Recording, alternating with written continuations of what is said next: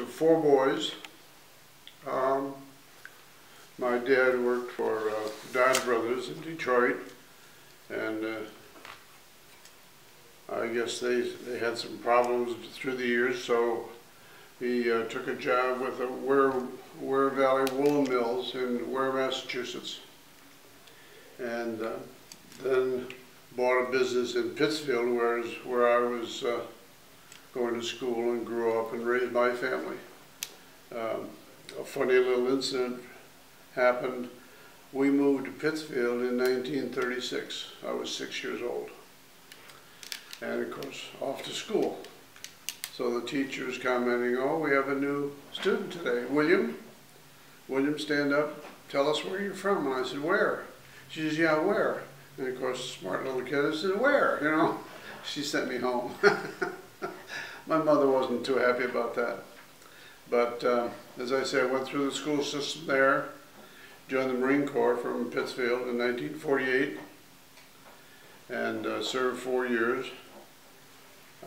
Some on Guam, and then I made the Incheon landing with the 1st Marine Division, and was up and down the peninsula for somewhere around a year and a half, and then I was sent back to the States and discharged in August of 1952, the rank of sergeant. What was your final rank over there? Excuse me? You said sergeant? Yes, buck sergeant, yeah. What made you join the Marine Corps? Well, that was kind of a funny story. Quite by accident. As I say, I'm the youngest of 4 boys.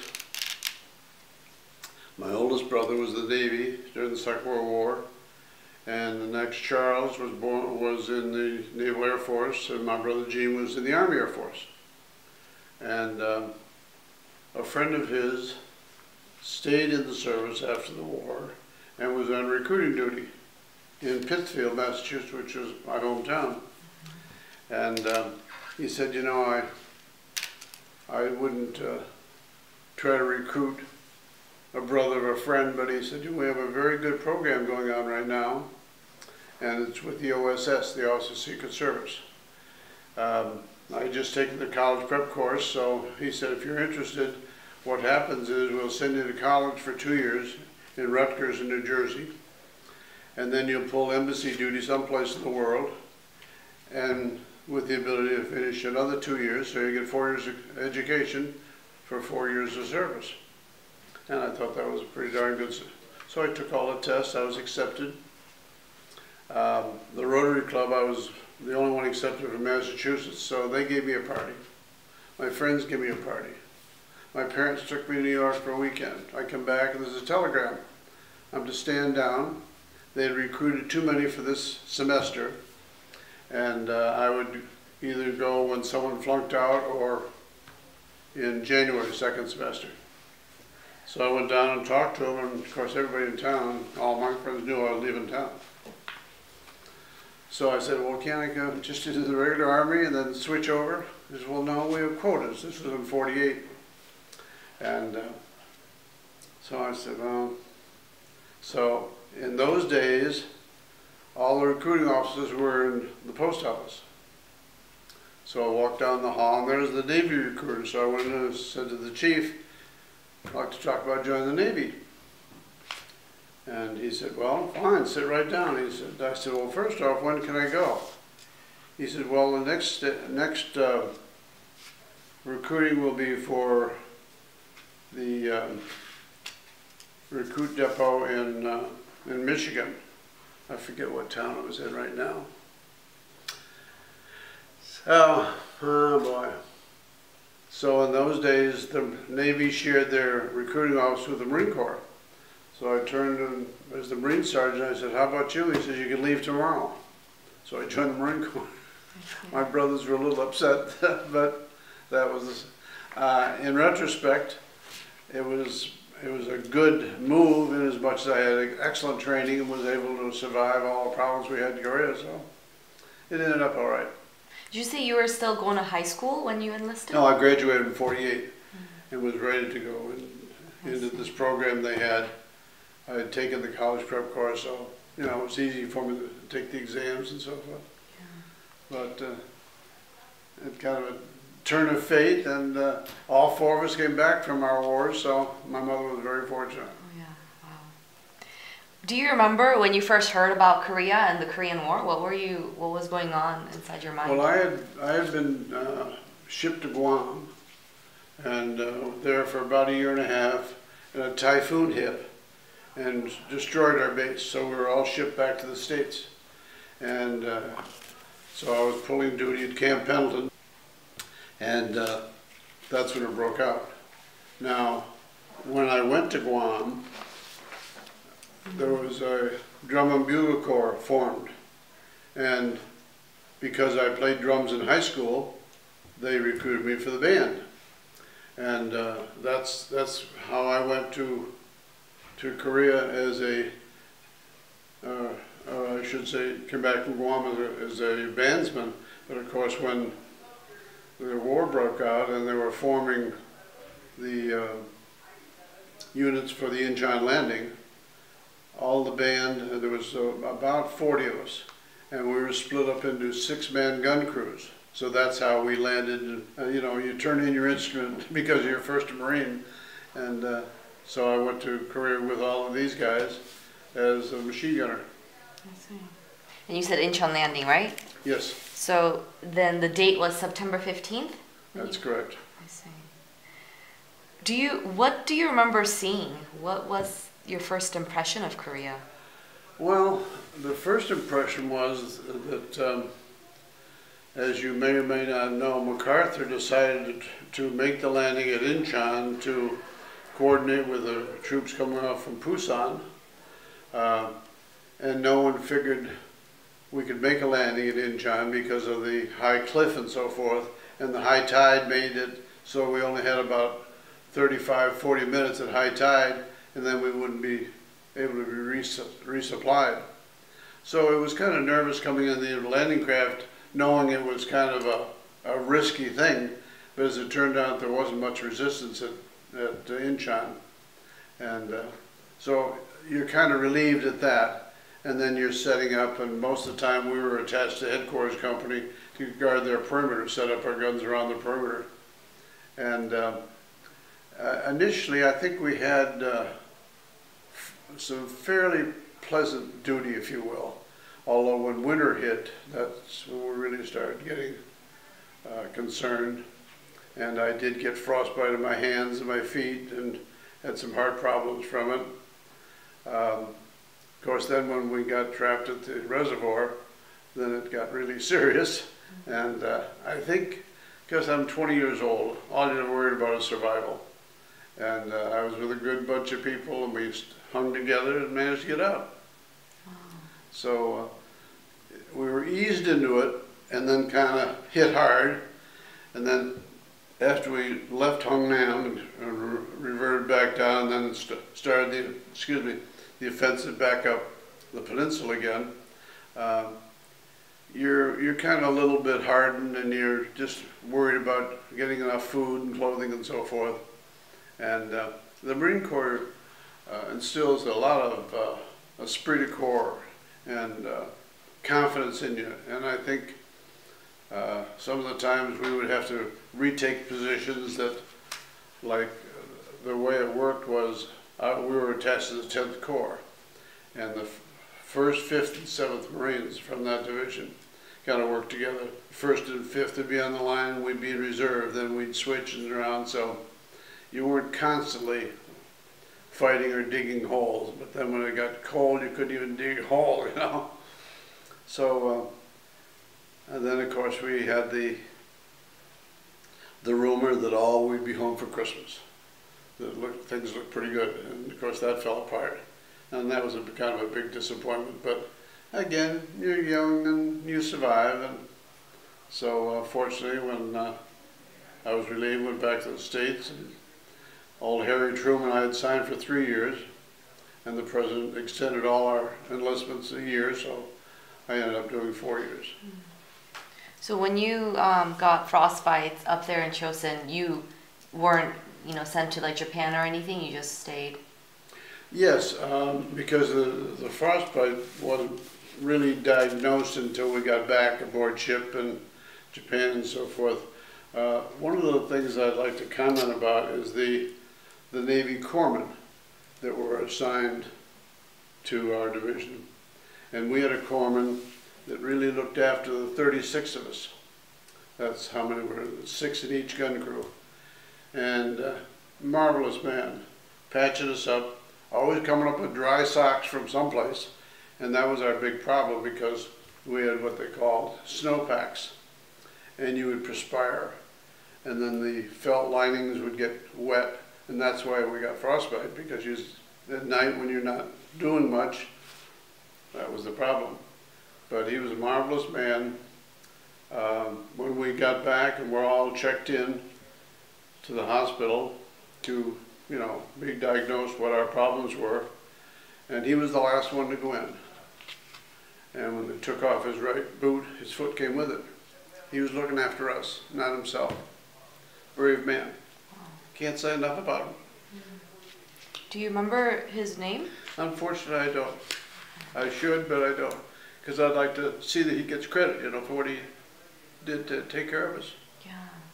I remember, so I knew the Chosen Few chapter here for a few years, and there was one man who was with the Navy. He was one of the Navy corpsmen. Mm-hmm. He would come to all their meetings. Right. Yeah. Very welcome, yeah. Yeah, they were, I mean, he wasn't a Marine Corps. He wasn't in that. Yeah, but he's Navy, but he's attached to the Marine Corps, you know, and they did a hell of a job. Really did. Remember from the war that you want also us to remember by? Well, I remember Jimmy Aubrey was one of the group that I served with, and John Peterson. He was from Springfield, Ohio, and we went to the dedication together. We met in D.C. for the dedication of the Korean War Memorial, and he and Teresa, his wife, and my wife. It was a nice time, and anytime we did a lot of traveling. And anytime I was anywhere near Springfield, we'd stop and see him. Nice man.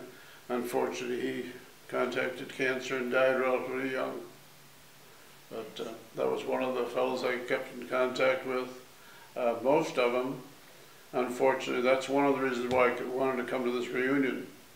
Because I went to Parris Island in the Marine Corps training, where a majority of guys that I served with went to San Diego because they were from the western half of western side of Mississippi, and so consequently, outside of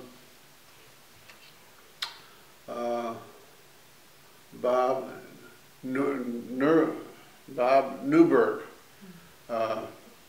I served with him on Guam and in Korea, and it's funny how we met because I'm thinking Bob. You know, maybe we'll see him at a reunion. We went to a reunion in Memphis, Tennessee 2 years ago. Now, I hadn't seen any of the guys since I came back in, 1952, so it's been a long time. So when we arrived, we drove to Memphis, and my wife and I were having lunch in the bar. And she said, you know, we noticed when we're checking in that Bob is here. She said, why don't you go see him? You know, I can take care of myself. I said, honey, it's been 60 years. I wouldn't know if I bumped into him. So she said, oh, I understand. So the next day, there was a whole bunch of us sitting around in circles, just talking, telling war stories, you know. Now this was last reunion was 20, It'd be 14. 14, yes. So this was, as I say, the second day. And there's a lull in the conversation. I said, you know, one of the guys that I'd love to run into is Bob Newberg, because I served with him both in Korea and Guam. And where you are, he said, I'm Bob Newberg. Neither one of us could recognize each other, of course.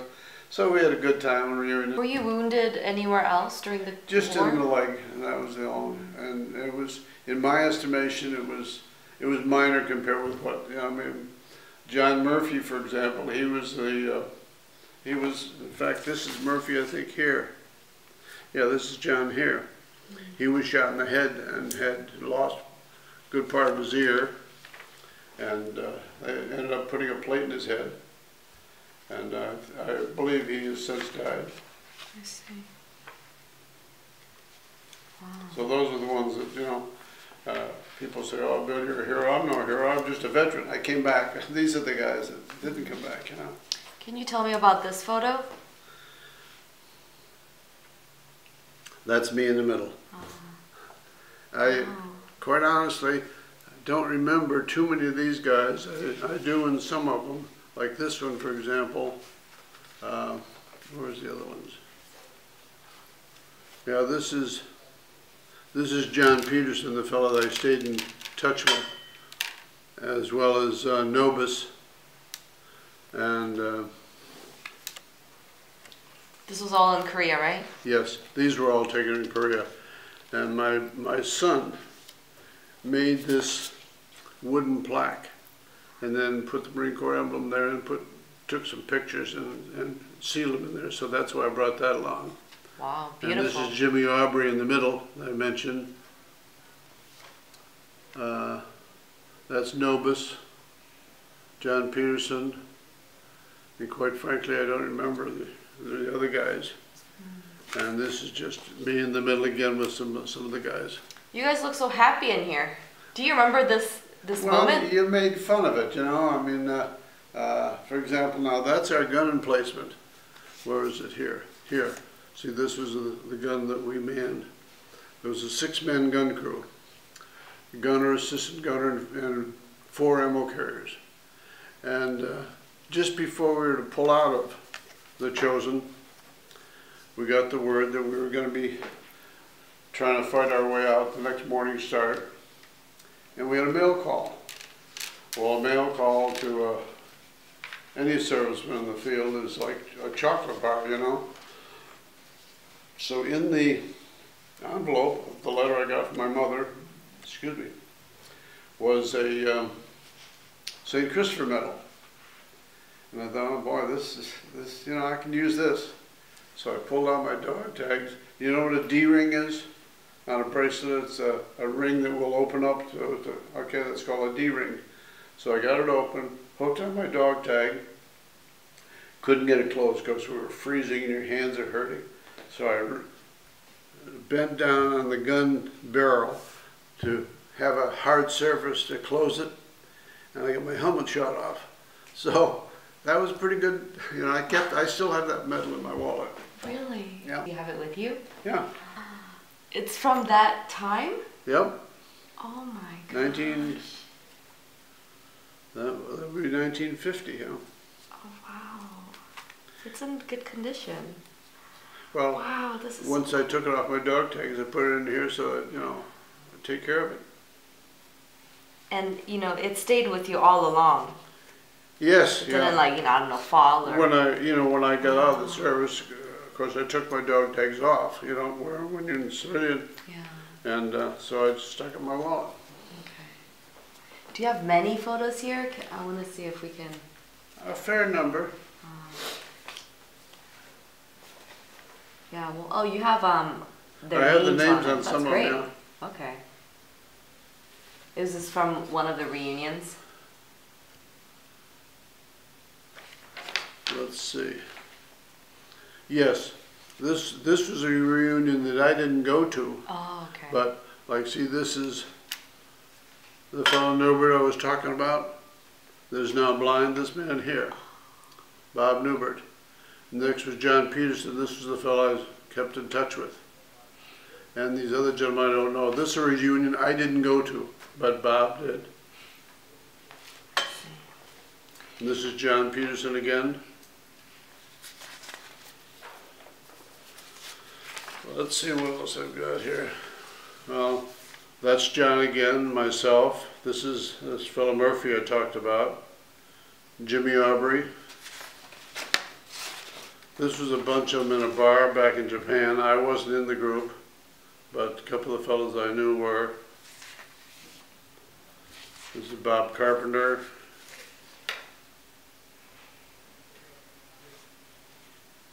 Those were the I'm just wondering if I still got another picture of Bob Newbert, because he's the man you ought to talk to. He'll be at the dinner tonight. I don't know if you will be, but he will be easy to spot. He has a white coat with a red bow tie. Oh, really? So he stands out, you know. Wow. And somebody will be leading him around, but he'll be here. Okay. I see you have the Tootsie Roll box there. Yeah. I've heard about that story. Yeah. Did you also witness it coming down from the sky? No, unfortunately I didn't, because the shells for the 105 howitzers were codenamed Tootsie Rolls, because they were big, something like this. So when they called for the Tootsie Rolls, unfortunately these were dropped. Right. But no, I wasn't in any aircraft. Or no, it's not any aircraft. 105 howitzers, it's a land-based thing. I shouldn't say thing, it's a weapon. Okay. Yeah, that was a funny thing, and she's stuck with us all these years. Right. Wonderful woman. Yeah. She and her husband, she was at the dedication. He has died, unfortunately. And June 25th, 1950 was when the war started. I believe it was June 25th, because that was the day that she and her husband were married. Oh, wow. And she kiddingly at the dedication said, "We've been fighting ever since." Have you always thought about Korea ever since you got back? Well, you initially kind of put it out of your head, of course. Initially, your parents and your friends are asking about it, and you talk about it a little bit, but I think that's probably why, and I don't know that that's the reason, but a lot of fellows come back from Iraq and Afghanistan with PTSD, and I don't know that that's the cause, but I think they talk about it too much, and then they go back for another tour, and I think one of the reasons why very few of us have PTSD because we put it out of our heads. In a lot of cases, you didn't see who you were shooting at or who you were killing, whereas they were very close quarters, I think, and unfortunately saw women and children shooting at them and vice versa. And I think that would prey on your mind, not knowing whether that was an action enemy you shot at and so forth. So I think I kind of put it out of my mind most of the years, worried about getting a job, getting back into society. I applied to the New York State Police for a position, the telephone company, and the electric company. And my mother, in her infinite wisdom, said, "Go to work for a utility. It's a good, stable living, you know." So I did, because the IBM also offered me a job, but that was starting on nights, and I'd just been married, and I didn't want to work nights. So I went to work for a phone company and spent 15 years with them. Unfortunately, Judge Green broke up the phone companies, and so I had to go to work for another company, which I did, and worked for another company, Schaefer Eaton, for 25 years, and traveled around the country and had a good life. They treated me well, and I promoted me and so forth. So I have no regrets. You know how Korea is now, right? Their economy and everything. Yeah, I'd love to go back. They say it's a different world. No one, of course, would recognize Seoul for the city that we took, but unfortunately, I haven't had the opportunity. I did go on an honor flight this past May. Have you ever heard of those?